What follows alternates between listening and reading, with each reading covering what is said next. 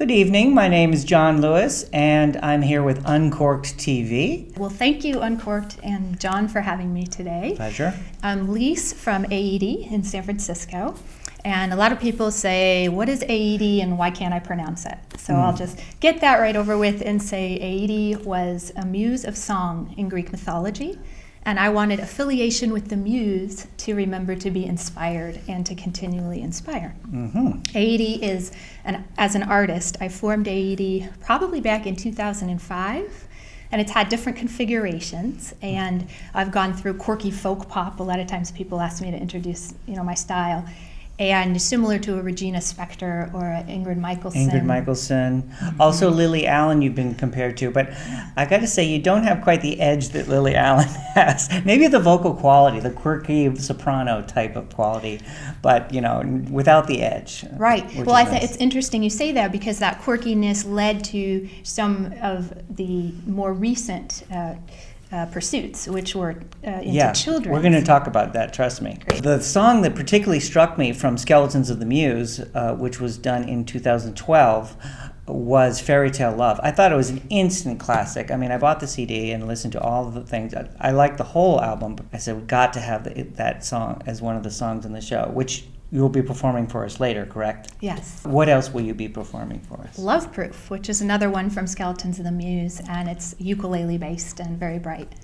Oh, okay. So you play, how many instruments do you play? If you consider vocals, which is sort of my primary instrument, then I would say my primaries are acoustic guitar and uke. And I love the uke. It's fun, yeah. And then I compose on piano, but I'm not playing that out a lot. Let's talk about a little bit the evolution of your music, because you've won so many awards, too numerous to mention, all kinds of Parent Circle Awards, Independent Music Awards, LA Music Awards, I mean, just to name a few. But now you've kind of taken a turn because of the appeal to tweens and young teens. You've evolved into this storybook, audiobook CD, Is Love a Fairy Tale, followed by this year's, or towards the end of last year, right? Yeah, September of 13. What Are Dreams Made Of? If you can see, the artwork is just brilliant. It's a wonderful children's book illustrator who's done the fairy tale and the next one. What's his name? Ryan Durney. Ryan Durney, okay. Yeah, he's fantastic.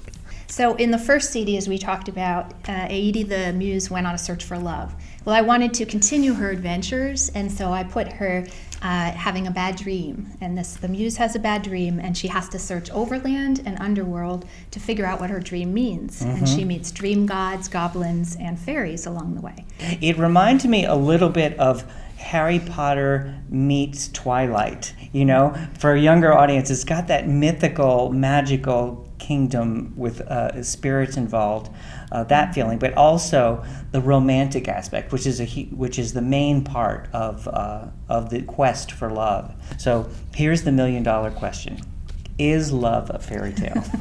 And it's a great question. And one, I'll say you have to listen to the CD to find out. Okay. But the muse, in musing about it, there's so many ways to answer it. I think people who've been in love answer very differently than if you haven't. I've had people tell me, love is a fairy tale, and because it's not true, and it never will be. And other people will say, oh no, love's not a fairy tale, love's real. But even people who haven't been in love can believe in love. And a lot of people, Betty Davis once said, I was in love with love, because she's been through many marriages, and it was just an ideal notion of love that she was attracted to. But there's value in that, I still believe. And there's this constant reaching for that ethereal, virtue. And with what I did in this case, for the younger adult, is really just pose the question. It's all about imagination and getting them to think for themselves. A lot of times at that age too, love for your parents, for a pet, for all those things. They may be asking themselves what love means, and it might mean different things at different ages. So. Well, I'm going to change the subject just for 1 second, because you've been very public about this. Now you have is it a disease? Dermatomyositis. Okay. And this is a muscular disease. You've been very public with this, and would take some courage, because a lot of people like not to reveal anything wrong with them. Yeah, well, part of when this unexpected condition hit, I was a singer-songwriter, and I was also working for the Coastal Commission, so I had a couple of hats, environmental scientist and singer-songwriter. And as the disease progressed, I kind of had to make a choice, and it forced me out of being in my job, my day job, and it allowed me to focus on music.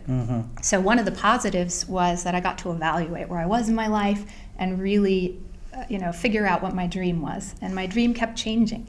Originally, it might have been, a lot more public, a lot more gigs, and which required a lot more energy. Yes. But once something like this hits, you have to figure out what your dream is and how you can keep that going. So for me, I ended up channeling my dream into more recordings and writing and licensing rather than being in the public so much. And storytelling. Yeah, storytelling. I think this is a really, it's fortunate in one aspect because it allowed you to take this turn in your career that you may not have otherwise done until much later, if at all. And there is kind of a need for the sort of audio children's CDs exploring this uncharted territory and addressing some of these subjects.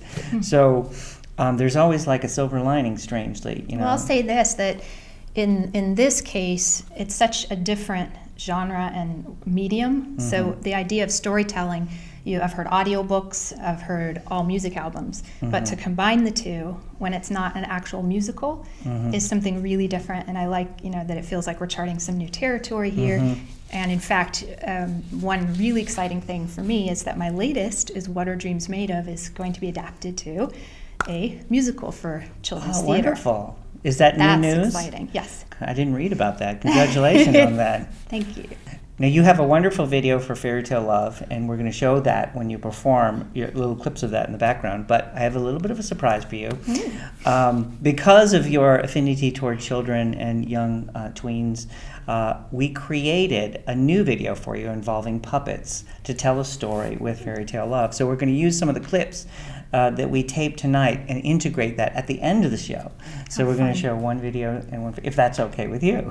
Absolutely. Wonderful. I always think it's great, especially having a song like that, to have multiple versions and different ideas for what it might be. I think it's a classic. Consider it a fan video, because I just love the song so much that I was inspired to do it, and I did some puppet work in the past, and I think it just lends itself so well to that. It's great. So let's get some performances from you tonight.